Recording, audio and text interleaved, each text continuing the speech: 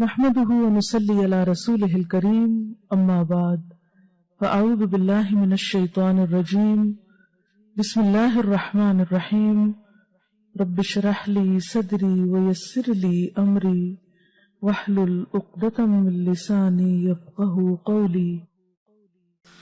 اور حضرت صوبان سے مروی ہے رسول اللہ صلی اللہ علیہ وسلم نے فرمایا قدر اور قضا کو کوئی چیز رد نہیں کر سکتی سوائے دعا کے، یعنی تقدیر، دعا سے تقدیر کا علاج بھی ہو جاتا ہے۔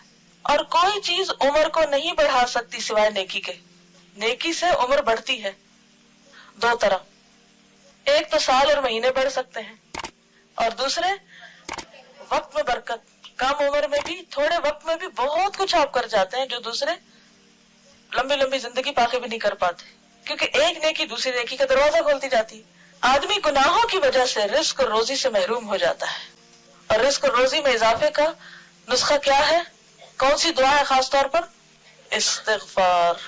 سورۃ نوح میں آتا ہے نا فَقُلْتُ اسْتَغْفِرُوا رَبَّكُمْ إِنَّهُ كَانَ غَفَّارًا يُرْسِلِ السَّمَاءَ عَلَيْكُمْ مِدْرَارًا۔ تو بارشیں برسے تو کیا ہوتا ہے پھر؟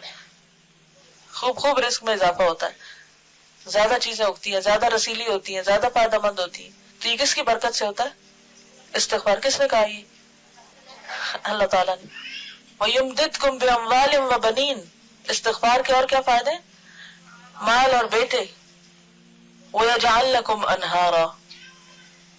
نہریں اور دریا بہنے لگتے ہیں، آسمان کی بارش آتی ہے اور اس کے بعد زمین پر پانی کی فراوانی ہو جاتی، اور اگر بارش نہ بھی آئے تو زمین پر بھی پانی ہوتا ہے، یعنی رزق میں کمی نہیں آتی پھر۔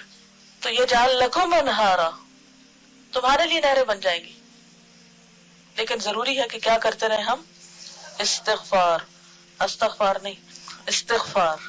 اب استغفر اللہ نہیں پڑھنا، استغفر اللہ پڑھتے ہیں، نام اس کا استغفار ہے۔ آدمی گناہوں کی وجہ سے رزق اور روزی سے محروم ہو جاتا ہے، نعمتوں سے محرومی ہو جاتی ہے۔